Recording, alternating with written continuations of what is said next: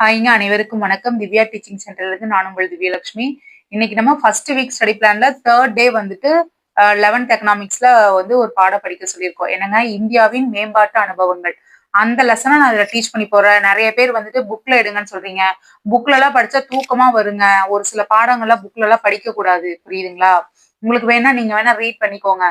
இதுல வந்துட்டு என்ன இம்பார்ட்டன்ட் பாயிண்டோ அதை மட்டும் நான் எடுத்து போறேன், படிச்சா போதுமானது, புரியுதுங்களா? சரிங்க.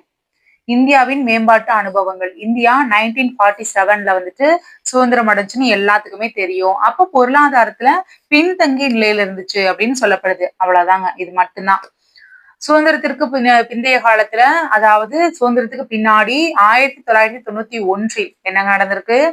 ஒரு இந்திய பொருளாதாரத்தில் ஒரு டேர்னிங் பாயிண்டா இருந்திருக்குது. ஓகேங்களா? திருப்பு முனையாக இருந்துச்சு. அப்ப பொருளாதாரத்துல பின்தங்கிய நிலையில எப்பங்க இருந்துச்சு?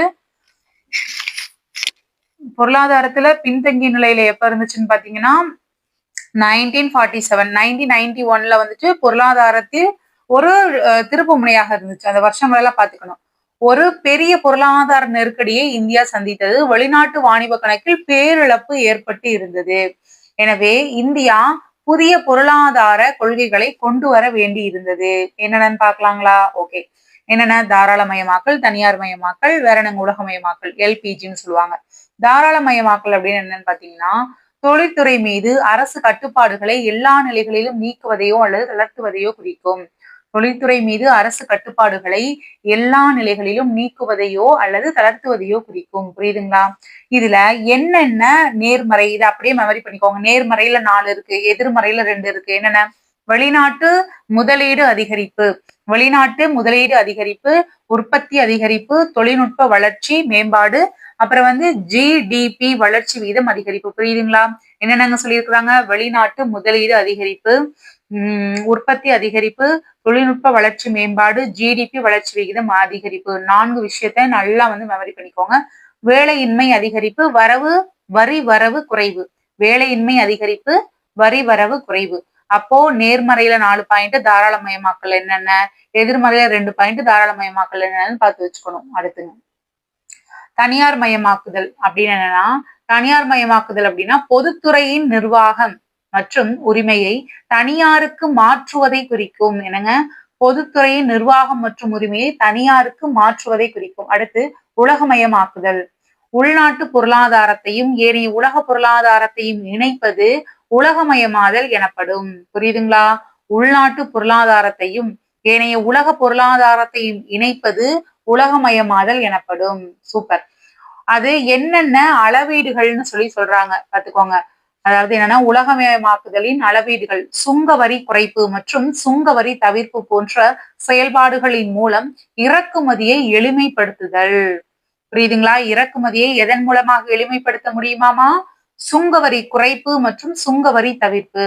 வெளிநாட்டு நேரடி முதலீடு எஃப்டிஐ, வெளிநாட்டு தொகுப்பு முதலீடு எஃபிஐ. இது கதவுகளை திறந்து வைப்பது போன்ற, இந்த முதலீடுகளுக்கான கதவுகளை திறந்து வைப்பது போன்ற ஒரு சில நடவடிக்கைகள் உலகமயமாக்குதலின் அளவீடுகள். புரியுதுங்களா? அப்போ எஃப்டிஐ, எஃபிஐ பாத்துக்கோங்க. இறக்குமதியை எளிமைப்படுத்துறதுக்கு எந்த இதுங்க யூஸ் பண்ணாங்க? உலகமயமாக்குதல். புரியுதுங்களா? அடுத்து 1991க்கு பின்னாடி, அப்போ இதோட இந்த உலகமயமாக்குதலோட நேர்மறை எதிர்மறை இங்க கொடுத்திருக்கிறேன். இதுக்கப்புறம் தான் நேர்மறை எதிர்மறை, அதாவது இதுக்கப்புறம் தான் இந்த பாயிண்ட் வரும். இது வந்து கீழே வரும். சரிங்களா? இது நான் மேல அப்படியே டைப் பண்ணிட்டாங்க. ஓகே. நேர்மறை விளைவுகள். சந்தை விரிவாக்கம். உலகமயமாக்கலோட பிளஸ் என்ன, மைனஸ் என்ன? சந்தை, ஓகே, வேர்ல்டு ஃபுல்லா இது பண்ணும்போது சந்தையெல்லாம் வந்து எல்லாமே வந்து விரிவாக்கமாயிரும். அதோட உள்கட்டமைப்பு வசதியுமே வந்து எல்லாமே வளர்ச்சி அடைந்துவிடும். அப்புறம் வேற என்னங்க? சந்தை விரிவாக்கப்படுங்க.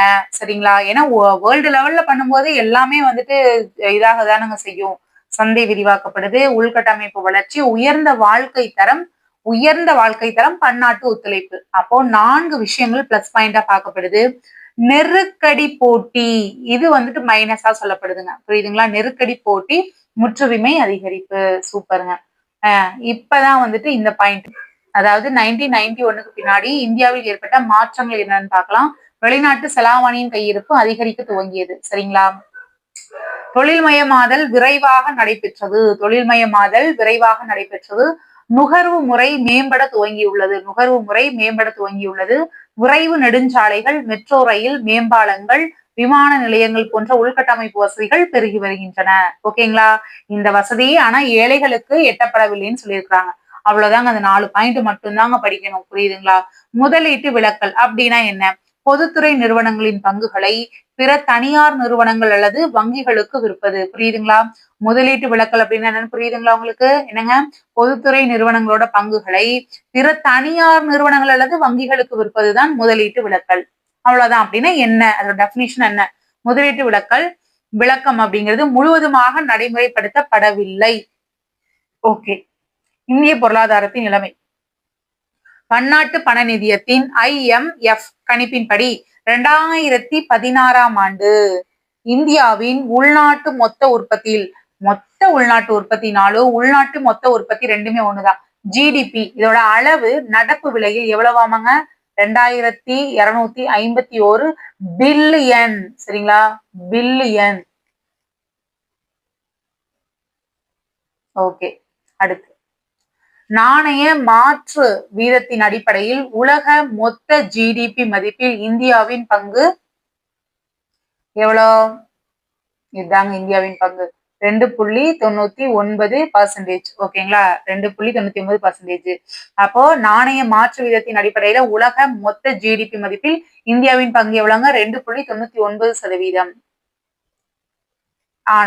ஆனாலும் இந்தியா உலக மக்கள் தொகையில் சுமார் 17.5%, உலக நிலப்பரப்பில் 2.5%, அதாவது 2.4 கொடுத்திருக்கிறாங்க. நம்ம அப்படிதான் மெமரி பண்ணிக்கணும். 17 2 அப்படி ஞாபகம் வச்சுக்கோங்க.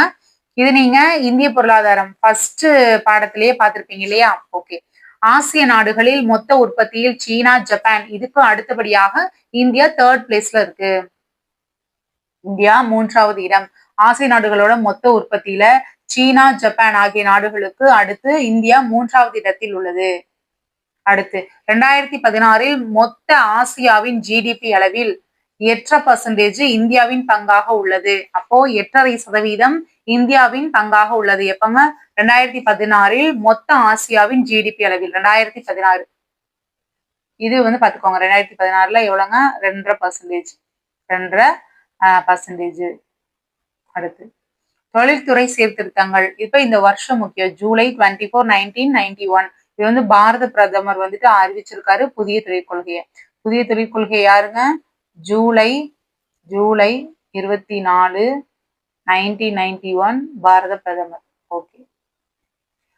தொழிற்கொள்கையின் அரசு எடுத்த முக்கிய முயற்சிகள். தொழிற்கொள்கை பின்வரும் மாற்றங்களை தொழில் கட்டுப்பாட்டில் கொண்டு வந்தது. தொழிற்கொள்கையில் அரசு எடுத்த முக்கிய முயற்சிகள் என்னென்ன?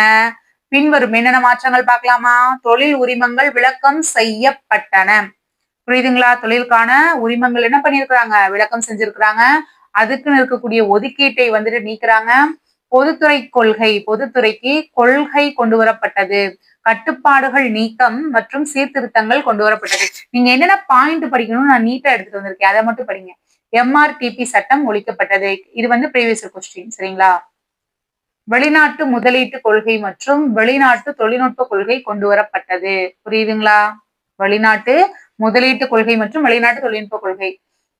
தொழில் உரிம விலக்களித்தல் 1991ல புதிய தொழில் கொள்கையின் மிக முக்கிய அம்சம் என்னவெனில் தொழிலுக்கு உரிமம் பெறுவதிலிருந்து விலக்களித்தல் மற்றும் சிவப்பு நாடா முறையை முடிவுக்கு கொண்டு வருதல் ஆகும். ஏங்க 1991ல புதிய தொழிற்கொள்கையின் மிக முக்கிய அம்சம் என்ன அப்படின்னு பாத்தீங்கன்னா தொழிலுக்கு உரிமம் பெறுவதிலிருந்து விலக்களித்தல் மற்றும் சிவப்பு நாடா முறையை முடிவுக்கு கொண்டு வருதல்.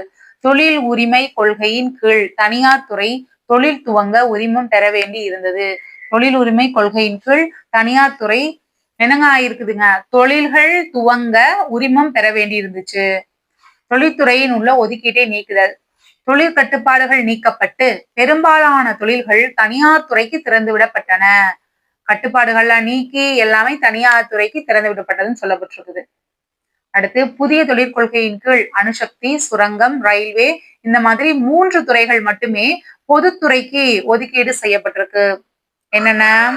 அணுசக்தி, சுரங்கம், ரயில்வே. இந்த 3 துறைகள் எதுக்குங்க? பொதுத்துறைக்கு. இந்த 3 துறை தவிர மீதி என்னென்னலாம் மிச்சம் மீதி இருக்குது அதெல்லாம் தனியார் துறைக்கு. ஓகேங்களா? பொதுத்துறை தொடர்பான சீர்திருத்தங்கள் நட்டத்தில் இயங்கும் பொதுத்துறை நிறுவனங்களை தனியாரிடம் ஒப்படைக்க வழிவகுக்கப்பட்டுள்ளது. நட்டத்தில் இயங்கும் பொதுத்துறை நிறுவனங்களை தனியாரிடம் ஒப்படைக்க வழிவகுக்கப்பட்டிருக்குது. முற்றுரிமை வாணிப கட்டுப்பாட்டு சட்டம் ரொம்ப இம்பார்ட்டன்ட். எம்ஆர்டிபி ஒழித்தல். ஓகேங்களா? அதாவது 1991ல புதிய தொழிற்கொள்கை முற்றுரிமை வாணிப கட்டுப்பாட்டு சட்டத்தை அகற்றியது. அப்போ புதிய தொழிற்கொள்கை என்னங்க பண்ணிருக்காங்க? முற்றுரிமை வாணிப கட்டுப்பாட்டு சட்டத்தை அகற்றி இருக்குது. எப்பங்க? 1991. ஓகேங்களா? 2010ல போட்டிக்குழு ஏற்படுத்தப்பட்டது. இது பொருளாதார போட்டி நடைமுறைகளை கண்காணிக்கும். 2010ல என்னங்க ஆயிருக்கு? போட்டிக்குழு ஏற்படுத்தப்பட்டிருக்குது. இது எதுக்காக அப்படின்னா பொருளாதார போட்டி நடைமுறைகளை கண்காணிக்கிறதுக்காக. இக்கொள்கை தனியார் துறையில் போட்டியை ஏற்படுத்தவும் குறித்த எண்ணிக்கையிலான வெளிநாட்டு நிறுவனங்களை ஈர்க்கவும் செய்தது. இந்த கொள்கை என்னங்க பண்ணிருக்கு? தனியார் துறையில் போட்டியை ஏற்படுத்தவும் குறித்த எண்ணிக்கையிலான வெளிநாட்டு நிறுவனங்களை ஈர்க்கவும் செய்தது. புரியுதுங்களா? சூப்பர். அடுத்து வெளிநாட்டு முதலீட்டு கொள்கை. வெளிநாட்டு நேரடி முதலீடுனா எஃப்டிஐ, வெளிநாட்டு தொகுப்பு முதலீடுனா எஃபிஐ ஆகியவற்றிற்கு இலகுவான வழி திறந்து விடப்பட்டது. வெளிநாட்டு முதலீட்டு கொள்கையின் மூலமாக என்னங்க பண்ணிருக்காங்க? எஃப்டிஐ, எஃபிஐ இதுக்கு இலகுவான வழியை திறந்து விட்டுருக்காங்க. 1991ல சில உயர் தொழில்நுட்பம் மற்றும் பேரளவு முதலீடு தேவைப்படும் முக்கிய தொழிற்சாலைகளுக்கு அனுமதி அளிக்கப்பட்டது. என்னங்க? 1991ல உயர் தொழில்நுட்பம் மற்றும் பேரளவு முதலீடு தேவைப்படும் முக்கிய தொழிற்சாலைகளுக்கும் அனுமதி அளிக்கப்பட்டது. எந்த வருஷம்? 1991. 51% பங்குகள் வரை வெளிநாட்டு நேரடி முதலீடு செய்ய அனுமதிக்கப்பட்டது. அப்போ 51% பங்குகள் வரை என்னங்க பண்ணிருக்காங்க? வெளிநாட்டு நேரடி முதலீடு செய்ய அனுமதிக்கப்பட்டது. அடுத்து இதன் அளவு பல நிறுவனங்களுக்கு 74%, பின்னர் 100% மாற்றி அமைக்கப்பட்டது. எத்தனைங்க? 74%, அதுக்கப்புறம் 100% மாற்றி அமைச்சிருக்காங்க. தேர்ந்தெடுக்கப்பட்ட பகுதிகளில் நேரடி வெளிநாட்டு முதலீடு செய்ய பன்னாட்டு நிறுவனங்களுடன் தொடர்பு கொள்ளவும் வெளிநாட்டு முதலீட்டை ஊக்குவிக்கவும் வெளிநாட்டு முதலீடு ஊக்குவிப்பு வாரியம் அமைக்கப்பட்டது. எதுக்குங்க? தேர்ந்தெடுக்கப்பட்ட பகுதிகளில் நேரடி வெளிநாட்டு முதலீடு செய்ய பன்னாட்டு நிறுவனங்களுடன் தொடர்பு கொள்ளவும் வெளிநாட்டு முதலீட்டை ஊக்குவிக்கவும் வெளிநாட்டு முதலீடு ஊக்குவிப்பு வாரியம் எஃப்ஐபிபி கண்டுபிடிக்கப்பட்டுச்சு. என்னங்க? அமைக்கப்பட்டது. எஃப்ஐபிபி. எங்க சைடு செம்ம மழைங்க, அடிச்சு ஊத்துது, வேற லெவல் மழை. வேளாண் துறையில் சீர்திருத்தங்களின் தாக்கம். தொழிற்துறை மற்றும் சேவை துறைகளில் ஒரு குறிப்பிடத்தக்க வளர்ச்சியை அடைந்துள்ளது. இருந்தாலும் இவ்வளர்ச்சி வேளாண் துறை வளர்ச்சியை தடை செய்தது. புரியுதுங்களா? சேவை துறையும் தொழில்துறையும் டெவலப் ஆகிட்டே இருந்துச்சுன்னா வேளாண்மை என்னங்க ஆகும்? அது டவுன் ஆக தானங்க செய்யும். 1984ல இருந்து 85ல் 3.62% இருந்த வளர்ச்சி அடுத்து 95ல இருந்து 96 இந்த வருஷங்கள் முதல், அதாவது என்ன சொல்லியிருக்கிறாங்க? 1984ல இருந்து 85ல் 3.62% வளர்ச்சி இருந்துச்சுங்களாமா. அது 1995ல இருந்து 96 டு 2004ல இருந்து 2005 வரை 1.97% குறைந்தது. அப்ப பாத்துக்கோங்க, எங்க இருந்து எங்க 10 வருஷத்துல எப்படி குறைஞ்சிருக்குது பாத்துக்கோங்க, இல்லைங்களா? பிரதம மந்திரி பயிர் காப்பீட்டு திட்டம், தி பிரதான் மந்திரி ஃபசல் பீமா அறிமுகப்படுத்தப்பட்டது எப்பங்க? இது ரொம்ப ரொம்ப இம்பார்ட்டன்ட்ங்க. February 18, 2016. ஓகேங்களா? இத்திட்டம் விவசாயிகள் கோடைகால, இதுவும் இம்பார்ட்டன்ட், கோடைகால பயிர்களுக்கு 2%, கோடைகால பயிர்களுக்கு 2%, குறுவை சாகுபடி பயிர்களுக்கு 1.5%, ஒரே சீரான சந்தா தொகை கட்ட உதவுகின்றது. தோட்ட பயிர்கள் மற்றும் பணப்பயிர்களுக்கு வருடாந்திர சந்தா 5% இருக்கும். எதுக்குங்க? தோட்ட பயிர்கள் மற்றும் பணப்பயிர்களுக்கு வருடாந்திர சந்தா 5% இருக்கும். புரியுதுங்களா? சூப்பருங்க. அப்போ விவசாயிகள் கோடைகால பயிர்களுக்கு 2%, குறுவை சாகுபடி பயிர்களுக்கு 1.5% அப்படின்னு சொல்லி கொடுத்துட்டு, தோட்ட பயிர்கள் மற்றும் பணப்பயிர்களுக்கு வருடாந்திர சந்தா எவ்வளவுங்க? 5%. ஓகேங்களா? சூப்பருங்க. அடுத்து குளிர்பதன சேமிப்பு கிடங்கு. இந்திய அரசு மற்றும் வேளாண் அமைச்சகம் 1955ல அத்தியாவசிய பொருட்கள் சட்டத்தின் 3வது பிரிவின்படி, என்னங்க? இந்திய அரசு மற்றும் வேளாண் அமைச்சகம் இந்திய அரசு மற்றும் வேளாண் அமைச்சகம் 1955 இம்பார்ட்டன்ட். அத்தியாவசிய பொருட்கள் சட்டத்தின் மூன்றாவது என்ன சட்டங்க? அத்தியாவசிய பொருட்கள் சட்டத்தின் மூன்றாவது பிரிவின்படி என்ன பண்ணிருக்கிறாங்க? குளிர்பதன கிடங்கு ஆணை, அதாவது குளிர்பதன கிடங்கு ஆணையை எப்படி அமைச்சிருக்காங்க, எந்த வருஷம் அப்படின்னு கேட்டிருக்காங்க? 1955ல. இப்ப நீங்க தெரிஞ்சுக்க வேண்டியது இது. குளிர்பதன கிடங்கு ஆணை எப்பங்க? 1964. கோல்ட் ஸ்டோரேஜ் ஆர்டர் 1964 என்பதை ஏற்படுத்தியது. இருந்த போதிலும் இன்றளவும் குளிர்பதன சேமிப்பு கிடங்கு வசதி போதிய அளவில் இல்லை. உழவர் கடன் அட்டை திட்டம். உழவர் கடன் அட்டை கிசான் கிரெடிட் கார்டு என்பது கடன் தேவைப்படுகிற ஒரு விவசாயியின் தகுதிக்கு ஏற்ப கடன் மிக எளிதாக மற்றும் சரியான நேரத்தில் வழங்குவதற்கான ஓர் ஏற்பாடு ஆகும். புரியுதுங்களா? இப்போ ஒருத்தவங்களுக்கு வந்துட்டு கடன் தேவைப்படுது அப்படின்னு பாத்தீங்கன்னா அத இந்த கேசிசி இந்த அட்டை மூலமா வாங்கிக்கலாங்களாமா. ஓகேங்களா? அடுத்து 1995ஆம் ஆண்டில் இந்திய மைய வங்கி விவசாய மற்றும் கிராமப்புற மேம்பாட்டுக்கான தேசிய வங்கி, அதாவது national bank for agriculture and rural development, NABARD bank தொடங்கப்பட்டிருக்கு. எப்பங்க? இந்திய மைய வங்கி மற்றும் விவசாய மற்றும் கிராமப்புற மேம்பாட்டுக்கான தேசிய வங்கி, நபார்டு. எப்பங்க? 1998ல. ரொம்ப இம்பார்ட்டன்ட், ரொம்ப இம்பார்ட்டன்ட். 1998 சரிங்களா? 1998ல வந்து இந்த நபார்டு பேங்க் வந்து ஸ்டார்ட் பண்ணிருக்காங்க. நபார்டு பேங்க் 1998. அடுத்துங்க, விவசாயிகள் கடனுக்காக முறைசாரா வங்கிகளை சார்ந்திருப்பதை குறைப்பதே அதன் நோக்கமாகும். அப்ப இதோட நோக்கம் என்னங்க? விவசாயிகள் கடனுக்காக முறைசாரா வங்கிகளை சார்ந்திருப்பதை குறைப்பதே அதன் நோக்கமாகும். அடுத்து, முறைசாரா வங்கிகளில் கடன் பெறுவது எளிது, ஆனால் வட்டி வீதம் அதிகம். புரியுதுங்களா? இந்த கடன் அட்டையை எதெல்லாம் வழங்குதுன்னு பாத்தீங்கன்னா பிராந்திய, கிராமப்புற, கூட்டுறவு மற்றும் பொதுத்துறை வங்கிகள் வழங்குகின்றன. சரிங்களா? எதுங்க? பிராந்திய, கிராமப்புற, கூட்டுறவு மற்றும் பொதுத்துறை வங்கிகள். அடுத்து, அரசு கேசிசி கடன் அட்டையை மின் தகவல் கடன் அட்டையாக மாற்றி வழங்க அறிவுறுத்தியுள்ளது. ஸ்மார்ட் கார்டு கம் டெபிட் கார்டாக மாற்றி தரும்படி என்னங்க பண்ணிருக்குது? அரசு அறிவுறுத்தி இருக்குது. அறுவடைக்கு பின் எடுக்கப்படும் நடவடிக்கைகள். இந்திய வேளாண் ஆராய்ச்சி கழகம், Indian council of agricultural research, ஐகார்னு சொல்லுவாங்க.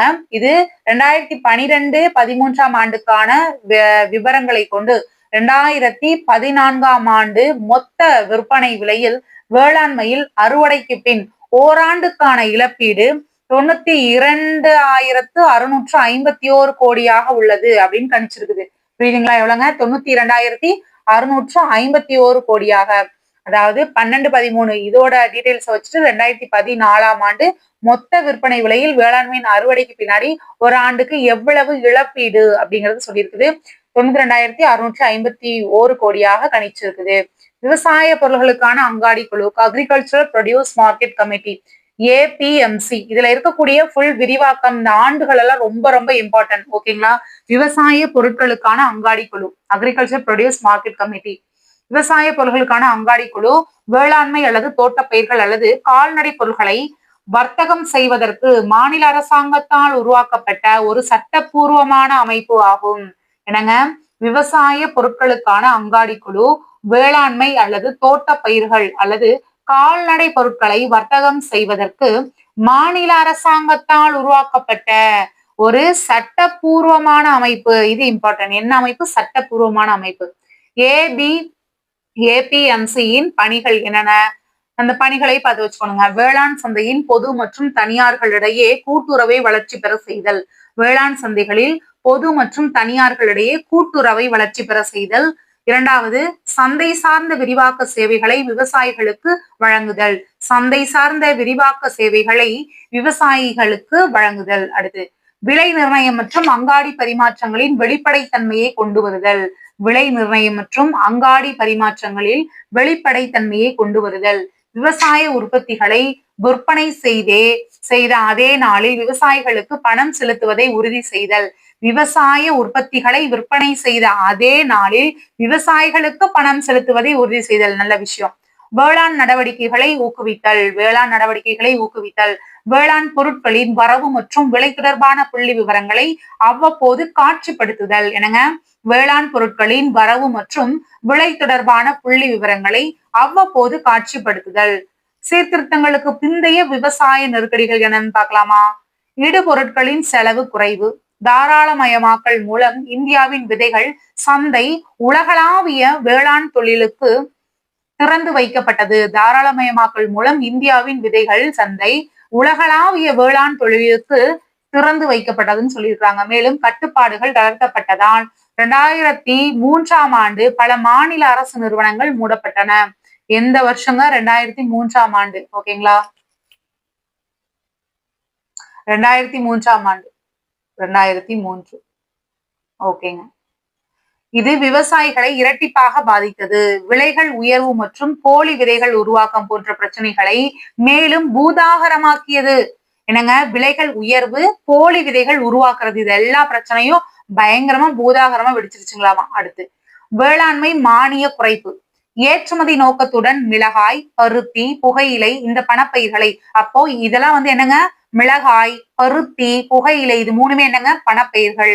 பணப்பயிர்களை பாரம்பரிய பயிர்களோடு ஊடு பயிராக வளர்ப்பதற்கு விவசாயிகளை ஊக்குவித்தனர். தாராளமயமாக்கல் கொள்கைகள். பூச்சிக்கொல்லி மற்றும் உர மானியத்தை குறைத்து விட்டதால் உரங்களின் விலைகள் 300% அதிகரித்தன மற்றும் மின் கட்டணங்களும் அதிகரித்துள்ளன.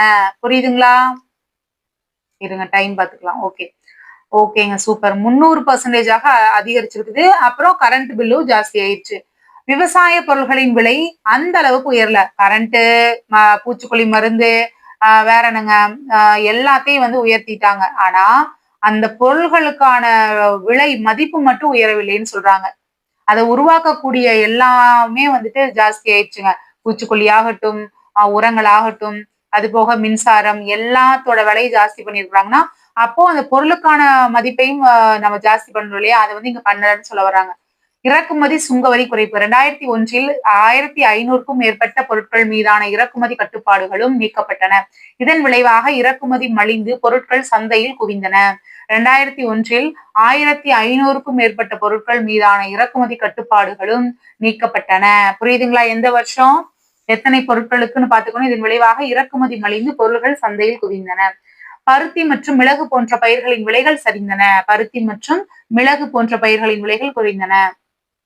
அடுத்து கடன் வசதிகளை நிறுத்தி வைத்தல். 1991க்கு பின்னர் தேசியமயமாக்கப்பட்ட வங்கி உட்பட வணிக வங்கிகளின் கடனளிப்பு முறையில் ஏற்பட்ட பெரும் மாற்றத்தால் விவசாயத்திற்கு போதுமான கடனுதவி அளிக்க இயலவில்லை. என்னங்க?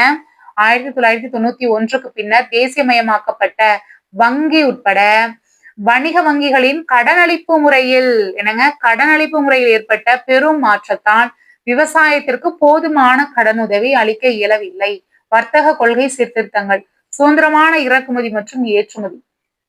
இந்த டேட் பாத்துக்கோங்க. என்ன டேட்டு? ஏப்ரல் 1 1992ஆம் ஆண்டு உருவாக்கப்பட்ட வர்த்தக கொள்கையின்படி ஏறத்தாழ அனைத்து இடைவினை மற்றும் மூலதன பண்டங்களுக்கான இறக்குமதி சுதந்திரமாக்கப்பட்டது. இடைவினை மற்றும் மூலதன பண்டங்களுக்கான இறக்குமதி சுதந்திரமாக்கப்பட்டது. எந்த வருஷம் அப்படின்னு பாத்துக்கோங்க. ஏப்ரல் 1 1992ல வர்த்தக கொள்கையின்படி. புரியுதுங்களா? அதுல 71 பொருட்கள் மட்டும் தடை செய்யப்பட்ட பட்டியலில் உள்ளன. எத்தனை பொருட்கள்ங்க? 71. சுங்க கட்டண அமைப்பு மற்றும் அளவு கட்டுப்பாடுகளை நீக்குதல். ராஜா செல்லையா குழு அறிக்கை இறக்குமதிக்கான தீர்வைகளை பெருமளவு குறைக்க பரிந்துரை செய்துள்ளது. அப்போ இது ரொம்ப இம்பார்ட்டன்ட். ராஜா செல்லையா குழு எந்த குழுங்க? அறிக்கை கொடுத்திருக்கிறாங்க. என்னன்னு கொடுத்திருக்கிறாங்க? இறக்குமதிக்கான தீர்வுகளை பெருமளவு குறைக்க. அப்போ இறக்குமதிக்கான தீர்வுகளை பெருமளவு குறைக்க பரிந்துரை செய்துள்ள குழு எதுங்க? ராஜா செல்லையா குழு. உச்ச அளவாக 50% குறைக்க பரிந்துரை செய்துள்ளது. இந்த தீர்வுகளை படிப்படியாக குறைப்பதன் முதல் முயற்சியாக 1990-92 ஆண்டுக்கான 1990-92 ஆண்டுக்கான நிதி அறிக்கையில் இறக்குமதி வரி 300%ல இருந்து 150% குறைக்கப்பட்டுள்ளது. என்ன சொல்றாங்க? 50% குறைக்க பரிந்துரை செஞ்சிருக்குங்க. அப்போ எந்த வருஷத்துல இருந்து குறைச்சிருக்காங்க அப்படின்னு பாத்தீங்கன்னா 1991ல இருந்து 92 ஆண்டுக்கான நிதி அறிக்கையில் இறக்குமதி வரி 300%. புரியுதுங்களா? 300ல இருந்து 150% குறைச்சிருக்காங்க. அடுத்தடுத்த நிதி அறிக்கைகளில் சுங்க வரியை படிப்படியாக குறைப்பதற்கான முயற்சியும் மேற்கொள்ளப்பட்டிருக்குங்க. ஏற்றுமதி இறக்குமதி கொள்கையில இந்திய அரசின் வர்த்தக மற்றும் தொழில்துறை அமைச்சகம் 2015 ஏப்ரல் 1 என்ன பண்ணிருக்காங்க? 2015-2020 வரையிலான காலத்திற்கான புதிய வெளிநாட்டு வாணிப கொள்கையை அறிவித்தது. இந்திய அரசின் வர்த்தக மற்றும் தொழில்துறை அமைச்சகம் 2015 ஏப்ரல் 1 அன்று 2015-20 இந்த ஆண்டுகள் வரையிலான காலத்திற்கான புதிய வெளிநாட்டு வாணிப கொள்கையை அறிவிச்சிருது. அப்போ இந்த வருஷம் முக்கியங்க. 2015 ஏப்ரல் 1. சரிங்களா? கலர் இதா இருக்குங்களா? 2015 ஏப்ரல் 1. சரிங்களா? ஓகே. 2015 ஏப்ரல் 1. அடுத்து ஏற்றுமதி இறக்குமதி கொள்கை 2015-20. ஏற்றுமதி சூழல்களை மேம்படுத்துதல், உற்பத்தி அதிகரிப்பு மற்றும் இந்தியாவில் தயாரிப்பு, மேக் இன் இந்தியா மற்றும் மின்னணு இந்தியா, டிஜிட்டல் இந்தியா போன்ற திட்டங்களுக்கு ஆதரவளித்தலே இக்கொள்கையின் முதன்மையான நோக்கமாகும். ஏற்றுமதி சூழல்களை மேம்படுத்துதல், உற்பத்தி அதிகரிப்பு மற்றும் இந்தியாவில் தயாரிப்பு, மின்னணு இந்தியா இந்த திட்டங்களுக்கு ஆதரவளித்தலே இந்த கொள்கையோட முதன்மையான நோக்கம். புரியுதுங்களா? இந்தியாவில் தயாரிப்பு, மின்னணு இந்தியா இது ரெண்டு நல்லா ஞாபகம் பண்ணுங்க. சரிங்களாங்க? என்னென்னலாம் ஓகே இந்த பாயிண்ட் எல்லாம் மறுபடியும் சொன்னா அப்புறம் போர் அடிக்கிறீங்க. ஓகே.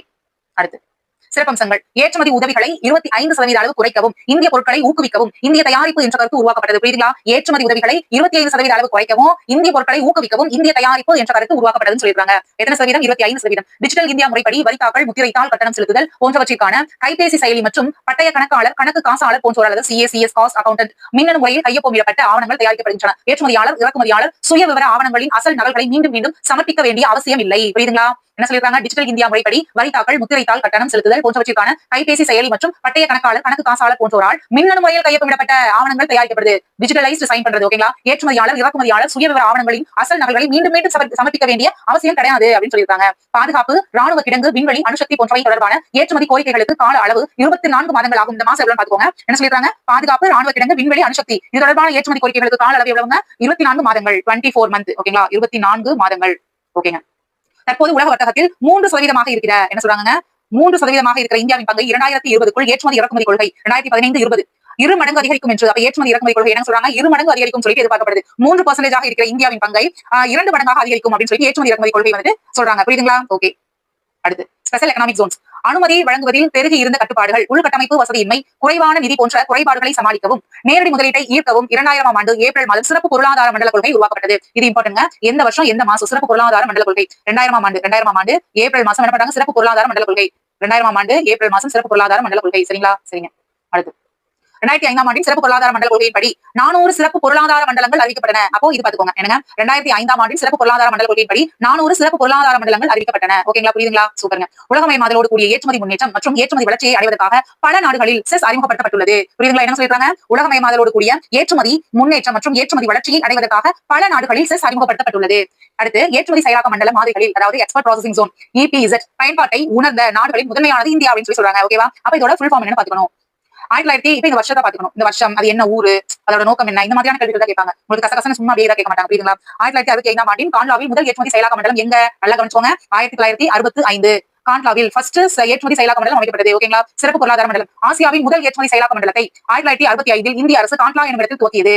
ஆசியாவின் முதல் ஏற்றுமதி செயலாக்க மண்டலத்தை 1965 இந்திய அரசு கான்லா எனும் இடத்தில் துவக்கியது. புரியுதுங்களா? அப்போ எந்த இடம், எந்த வருஷம் பாத்துக்கணும். கான்லாவில் ஏற்படுத்தப்பட்ட ஏற்றுமதி செயலாக்க மண்டல வெற்றியை அடுத்து 1980 துவக்க காலத்தில் மேலும் 7 EPZகள் எங்கெல்லாம் அப்படின்னு பாத்தீங்கன்னா என்ன பம்பாய், நொய்டா, சூரத், சென்னை, ஃபால்டா, விசாகப்பட்டினம் இந்த இடங்கள்ல துவங்கப்பட்டிருக்கு. என்னங்க? கான்லால ஃபர்ஸ்ட் ஏற்றுமதி செயலாக்க மண்டலம் வந்து உருவாக்கிருக்காங்க. அதனை தொடர்ந்து 1980 7 இது வந்து இது பண்ணிருக்காங்க. எங்க? ஃபால்டா, நொய்டா, சூரத், சென்னை, ஃபால்டா அப்புறம் விசாகப்பட்டினம். புரியுதுங்களா? சூப்பர். அந்த பேர்கள் ஞாபகம் வச்சுக்கணும். எந்த வருஷம் ஞாபகம் வச்சுக்கணும். EPZ அதிக அளவு வெளிநாட்டு மூலதனத்தை ஈர்த்திருக்கு. இதன் விளைவாக 2000 இந்திய அரசு புதிய கொள்கை மூலம் சிறப்பு பொருளாதார மண்டலம் என்பதை ஏற்படுத்தியது. புரியுதுங்களா? எப்பங்க? 2000. ஓகேங்களா? நிதி சீர்திருத்தங்கள், நிதி பற்றாக்குறை பிசிக்கல் டெபிசிட் மொத்த உள்நாட்டு உற்பத்தியில் 3% மேல் இருக்கக்கூடாது என்ற ஒரு வழிகாட்டுதலை பன்னாட்டு பண நிதியம் கொண்டு வந்தது. எத்தனை பர்சன்டேஜ்? இதனால ஞாபகம் வச்சுக்கோங்க. எத்தனை சதவீதம்ங்கிறது? 3%. புரியுதுங்களா? 3%. பண்டங்கள் மற்றும் பணிகள் வரி ரொம்ப இம்பார்ட்டன்ட். சரிங்களா? GST, goods and service tax மத்திய மற்றும் மாநில அரசுகள் விதிக்கும் அனைத்து மறைமுக வரிக்கு மாற்றாக கொண்டு வரப்பட்டது. புரியுதுங்களா? மத்திய மற்றும் மாநில அரசுகள் விதிக்கும் அனைத்து மறைமுக வரிக்கும் மாற்றாக கொண்டு வரப்பட்டது அந்த GST. இது உற்பத்தி மற்றும் பண்டங்கள் பணிகள் மீதான அடுக்கு வரி பாதக விளைவை நீக்கும். புரியுதுங்களா? அடுக்கு வரி பாதக விளைவை நீக்கும். இந்த வரி ஒரு முனை வரியாகும். மதிப்பு கூட்டப்பட்ட வரி அதாவது பேட் அப்படிங்கிறது பல முனை வரி. GST ஒரு முனை வரி, பேட்ங்கிறது பல முனை வரி. பண்டங்கள் மற்றும் சேவைகள் மீதான வரி எந்த வருஷம்? 2017 மார்ச் 29 அன்று பாராளுமன்றத்தில் ஒப்புதல் வழங்கப்பட்டு 2017 ஜூலை திங்கள் முதல் நாளன்று நடைமுறைக்கு வந்தது. என்னங்க? பண்டங்கள் மற்றும் சேவைகள் மீதான வரி வந்து எப்ப பாராளுமன்றத்தில் ஒப்புதல் வழங்கப்பட்டதுங்க? 2017 மார்ச் 29. சரிங்களா? 2017 மார்ச் 29. ஓகேங்க. 2017 ஜூலை அதாவது திங்கள்னா மாதம்ங்க. சரிங்களா? சோ ஜூலை ஃபர்ஸ்ட் டே அன்னைக்கு நடைமுறைக்கு வந்தது. அப்ப பாராளுமன்றத்தில் எப்ப ஒப்புதல் வழங்கப்பட்டது அப்படிங்கிற டேட்டை வந்து பாத்துக்கோங்க. அது எப்ப நடைமுறைக்கு வந்துச்சுங்கிற டேட்டை பாத்துக்கோங்க. சரிங்களா? சூப்பர். ஓகேங்க. அடுத்து GST எந்த விதமாக இருக்கும் பாருங்க. 0%, 5%, 12%, 18%, 28%. புரியுதுங்களா? அப்போ 5 விதமாக GST வந்து விதிக்கிறாங்க. பண்டங்கள் மற்றும் பணிகளின் வரி வீதம் இந்த மாதிரி 5 விதமான பர்சன்டேஜ்ல விதிக்கிறாங்க. GSTயின் நன்மைகள் அடுக்கு வரி விளைவுகளை நீக்கியது. ஒரு முனை வரியாக உள்ளது. நான் பாயிண்டா கொடுத்தத நல்லா பாத்துக்கோங்க. ரெகுலரா பாத்துட்டே இருங்க. பாட்டு மைண்ட்ல நின்று நீங்க புதுசா ஒரு நாள் பாத்துட்டு விட்டீங்கன்னா அது மறந்துதான் போகும். டெய்லி எடுத்து பார்க்கணும். அடுக்கு வரி விளைவுகளை நீக்கியது. ஒரு முனை வரியாக உள்ளது. பதிவுக்கான வாசலாக உள்ளது. சிறிய நிறுவனங்களுக்கான கலவை திட்டங்கள் உள்ளன. இணைய வழி வசதி மூலம் எளிமைப்படுத்தப்பட்டு உள்ளது. புரியுதுங்களா? மின்னணு வணிகம் வரையறுக்கப்பட்டுள்ளது. தளவாடங்களின் திறன் அதிகப்படுத்தப்பட்டுள்ளது. தளவாடங்களின் திறன் அதிகப்படுத்தப்பட்டுள்ளது. அடுத்து அமைப்பு ரீதியற்ற துறையை ஒழுங்குபடுத்துகிறது. என்ன சொல்லிருக்காங்க? அமைப்பு ரீதியற்ற துறையை ஒழுங்குபடுத்துகிறது. பணம் மற்றும் நிதித்துறை சீர்திருத்தங்கள். அடுத்தது ரொக்க இருப்பு வீதம். ஓகேங்க. இந்த நரசிம்மன் குழு ரொம்ப இம்பார்ட்டன்ட் பாத்துக்கோங்க. 1991 பரிந்துரைப்படி, அதாவது 1991 அந்த வருஷத்துல நரசிம்மன் குழுவோட பரிந்துரைப்படி சட்ட ரீதியான நீர்மை விகிதம் ஸ்டாச்சுட்டரி லிக்விடிட்டி ரேஷியோ, அதாவது SLR மற்றும் ரொக்க இருப்பு வீதம் கேஷ் ரிசர்வ் ரேஷியோ இது வந்து குறைக்கப்பட்டிருக்கு. அப்போ SLR CRR இந்த இரண்டுமே வந்து குறைக்கப்பட்டது யாருடைய பரிந்துரைப்படினா நரசிம்மன் குழு அவங்களோட பரிந்துரைப்படி. எந்த ஆண்டு? 1991. புரியுதுங்களா? 1991 இந்த வருஷத்துல மத்தியில் ஓகேங்களா SLR மற்றும் CRR இந்த விகிதங்கள் மிக அதிகமாக இருந்துச்சு. சென்ட்ரல் லெவல்ல ரொம்ப ஜாஸ்தியா இருந்துச்சு சொல்லப்படுது. 3 ஆண்டு கால அளவில் SLR விகிதத்தை 38.5% இருந்து 25% குறைக்க முயற்சி மேற்கொள்ளப்பட்டது. புரியுதுங்களா? எத்தனை சதவீதத்துல இருந்து எத்தனை சதவீதம் சொல்லிருக்காங்க? எத்தனை சதவீதம் சொல்லிருக்காங்க? 38.5% இருந்து 25% குறைக்க முயற்சி மேற்கொள்ளப்பட்டது. புரியுதுங்களா? அடுத்து இதே போன்று CRR விகிதத்தையும் 4 ஆண்டுகளில் 4 ஆண்டுகளில் 3 5% குறைக்க முயற்சி மேற்கொள்ளப்பட்டுள்ளது. அதுல 38 இருந்து 25 அது வந்து 3 இயர்ஸ்ல, இது 4 வருஷத்துல 3 5% அது SLR இது CRR. வட்டி விகித தளர்வு முன்னர் வைப்புகளுக்கான வட்டி விகிதம் மற்றும் வங்கி கடன்களுக்கான வட்டி விகிதம் போன்றவற்றை இந்திய ரிசர்வ் வங்கி இது வந்து கட்டுப்படுத்தி வந்திருக்கு. தற்போது அது தளர்த்தப்பட்டுள்ளது அப்படின்னு சொல்லப்பட்டிருக்காங்க. இந்திய GDP 2015-16 ஆண்டில் $2 trillion கடந்துள்ளது. அப்போ எத்தனை பாத்துக்கோங்க? எந்த வருஷம் பாத்துக்கோங்க? $2 trillion. ஓகேங்களா? $2 trillion கடந்துள்ளது. ஓகேங்க. GDP பொறுத்து நமது நாடு தற்போது 9வது இடத்தில் உள்ளது. இது வந்து கண்டிப்பா சரியாதுங்க. 9வது இடத்தில் GDP பொறுத்து நமது நாடு இப்போ 9th பிளேஸ்ல வந்து இருக்குது. ஓகேங்களா? சூப்பர். ஒருமுறை டாக்டர் ராஜ் கிருஷ்ணா அவர்களால் பயன்படுத்தப்பட்ட இந்து வளர்ச்சி வீதம் என்பதன் அடிப்படையில் குறைவான பொருளாதார வளர்ச்சியுடைய நாடு என்று வர்ணிக்கப்பட்ட இந்தியா தற்போது உலகில் மிக வேகமாக வளர்ந்து வருகிறது. புரியுதுங்களா? என்ன சொல்லிருக்காங்க? டாக்டர் ராஜ் கிருஷ்ணா என்ன சொல்லிருக்காரு? இந்து வளர்ச்சி வீதம். அப்போ இந்த அடிப்படை யார் சொன்னது? டாக்டர் ராஜ் கிருஷ்ணா. இந்த அடிப்படையில குறைவான பொருளாதார வளர்ச்சியுடைய நாடுன்னு சொல்லிட்டு இருந்தா நம்மளோட இந்தியா இப்போ உலகில் மிக வேகமாக வளர்ந்து வருகிறது சொல்லப்படுது. புரியுதுங்களா? அவ்வளவுதான். இது முடிஞ்சு போச்சு. நீங்க புக் எடுத்து படிச்சீங்கன்னா தூக்கமா வரும். அதனால என்ன இம்பார்ட்டன்ட் பாயிண்ட்ஸ் அதை மட்டும் கொடுக்குறேன். இப்போ இது நல்லா படிச்சீங்கனாலே புக் பேக்ல இருக்கக்கூடிய ஆன்சர்ஸ் நீங்களே போடலாம். சரிங்களா? சரிங்களா? நெக்ஸ்ட் லெசன் உங்களுக்கு எடுக்கணும்.